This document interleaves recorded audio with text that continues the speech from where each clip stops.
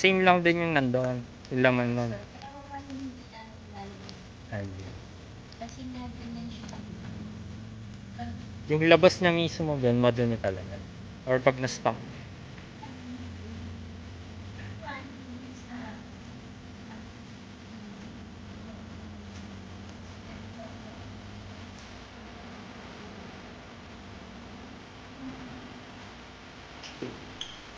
Oo, ngayon daw. May kalaw.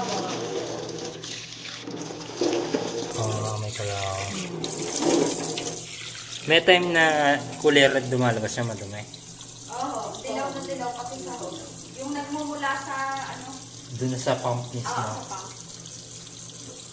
Pero minsan ay maliwanag. Halimbawa, nakakuha na ng kagaya kanina, ang mama ay sumahod na ng una, madami. Nung binuksan ko ang hose, malinaw lumabas sa tubig. Siguro dahil nauna na.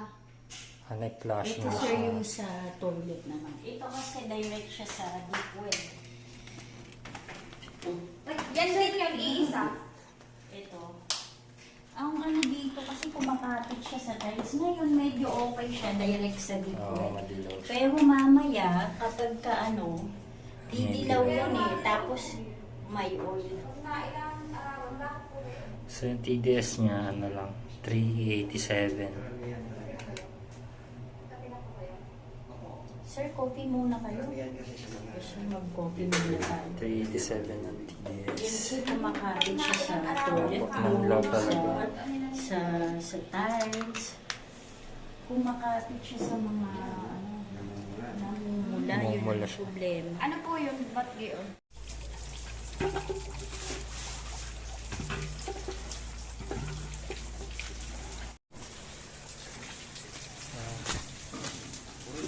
Bali, ito yung from deep well. Ito na yung stock na water sa storage tank nila. Ito yung water supply. May kalawang siya. So na-oxidize na yung iron. Ito yung problem ng water nila. Pagka lumalabas naman sa pump, puti. Pag na-stuck lang, gaganyan siya. Pero may time na lumalabas, madilaw din. Una. Sa una. Ay, yung unang labas. Dito wala kasi nakastock na ito. Pero yung red na hose, Sa hose. yung direct dun sa ano, pag doon nagbubuka. Yung unang labas niya, madilaw. So, ayan yung isa-solve natin na problem. Dalawang FRP tank gagamitin natin. Isang carbon media, tapos gagamitin natin ng DMI 65. Bali, ito yung pang-remove ng heavy metals. Iron, manganese, arsenic, ayan, at iba pa. Ayan yung mga kaya niyan tanggalin ng DMI 65 heavy metals. Ang problem kasi dito, malapit siya sa dam site. Kaya kailangan natin tanggalin yung heavy metals at yung iron para hindi na siya mag-cause ng ganito. So, ayan. Kalahati lang. Dahil i-clear muna natin yung water by carbon. Tapos DMI 65. Then maglalagay din tayo ng UF membrane para pang-remove ng tannins at mga solid particles para mas maging clear yung water.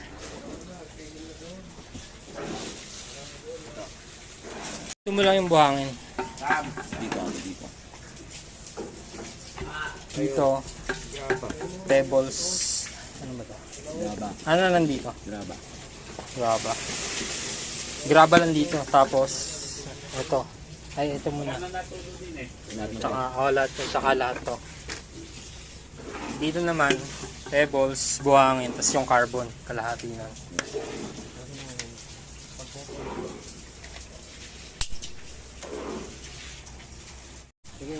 Ito yung magiging first layer natin sa ilalim. pebbles, then silica sand, then carbon, activated carbon sa first FRP tank. Doon naman sa pangalawa, pebbles, tsaka yung anthracite para sa turbidity ng water. After anthracite, ito na yung DMI 65. Pang-remove na iron, manganese, arsenic, hydrogen sulfide, kaya hindi niya tanggalin. Wala, ito yung DMI 65 natin. Sa carbon sa uling, lilinisin niyo muna yung tubig.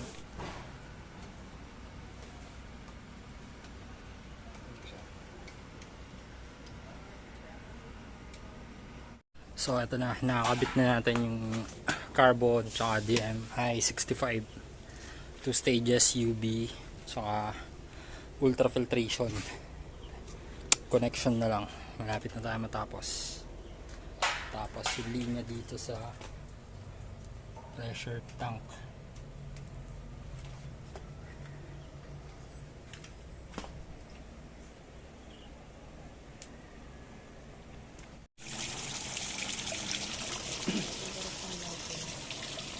Ano, babi, ang dumasak hindi nakakatagtag yan.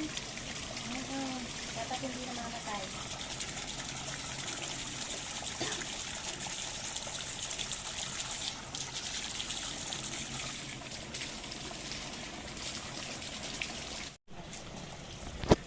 Bali pag maglilinis naman nito, open lang tong ilalim.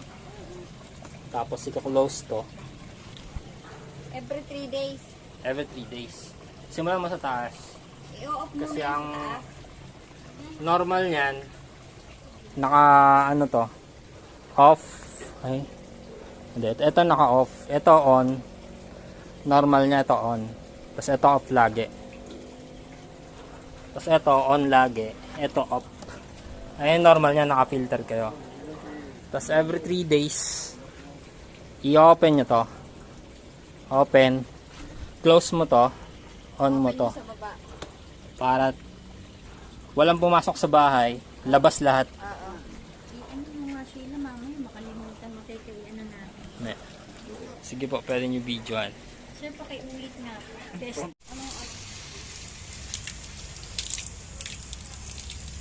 Ito na yung product water.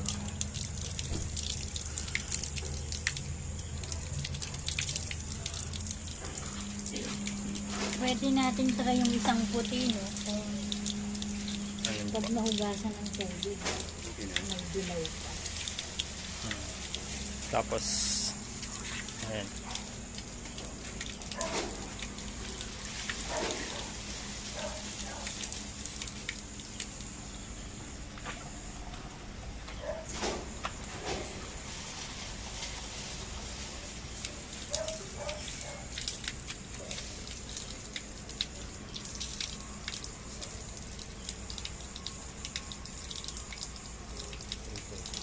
Kanina ilan? 380. Ay, 37 ito. Ano po ang ibig ano no? Sige nga. Nabawasan ba? Pag 3 Nabawasan. times 337 na lang siya. Kanina, doon sa row. 380. So, yung natanggal niya, yung iron. Tsaka manganese. Kasi may mga ano pa yan, calcium, magnesium. We'll see. Kung Ibang filter naman yung pang-remove bali doon. ang gagawin natin, itatry natin ito sa isang timbang tubig, ano? Apo. Sige po, kuha po nga, pwede na yun. Tingnan natin kung after a while, meron pa rin siyang Latak yellow na. at saka yung oil. Sige po, kuha kayo ng timba. Yung timba. Kasi minsan sir, actually yung tubig sa deep well, minsan pag diretsong nakalagay sa timbayan o sa planggana, maputi naman siya. Pero after a while, pag Didilaw siya. mga ilang oras, Yung pa, didilaw. yung kasi yung iron, pagka nahanginan siya, na-oxidize, Oo. na lumalabas yung pagka, ano niya, dilaw. Oo. Tapos parang medyo may langis. Ganun talaga siya, pagka mataas sa iron. Kaya ang alalagyan natin ng pagtanggal ng iron. Kasi pag carbon lang, Sana ito talaga yung ano. tsaka softener, hindi siya matatanggal. Kasi yung talaga yung problema. Puro kami mineral. Kaya medyo expensive din siya kasi hindi dito nga patanggal ng iron. Merong mura, ito lang. Ilalagay sa yung carbon. Tapos softener. Pero yung iron hindi nyo matatanggal. Malinaw lang lalabas, walang amoy. Pero after a while, lalabas yung paninilaw niya. So sir, after 5 years, kapalitan natin yung laman. Opo yung laman sa loob. Kasi na-expire din siya. Yung pagtawag namin may additional payment. Bali yung ano po niyan, Yung laman. yung laman. Ang mother ko kasi ang mag-aano nito. Kaya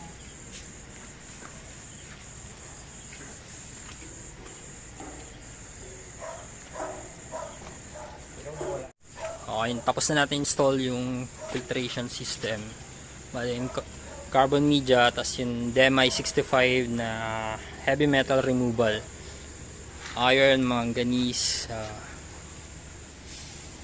arsenic, tapos yung iba pang heavy metals. Hydrogen sulfide na re-remove din niya. Then 2 stages, 5 micron, 1 micron. UV light, pamatay bacteria. Tapos meron tayong UF membrane,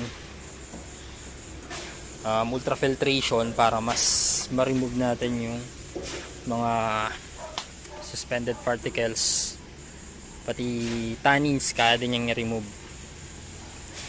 Okay, so ito na yung product water natin.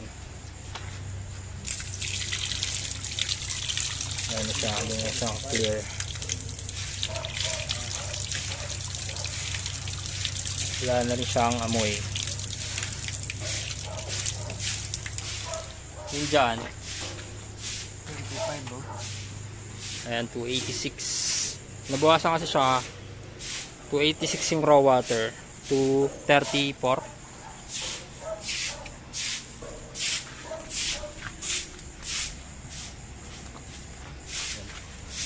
Kasi nga natanggal na yung ibang ano eh.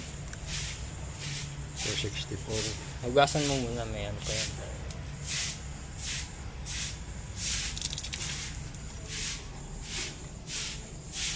$263.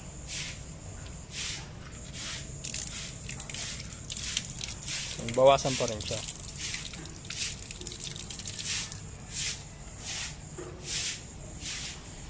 $262. So almost 20 ppm yung nabawas.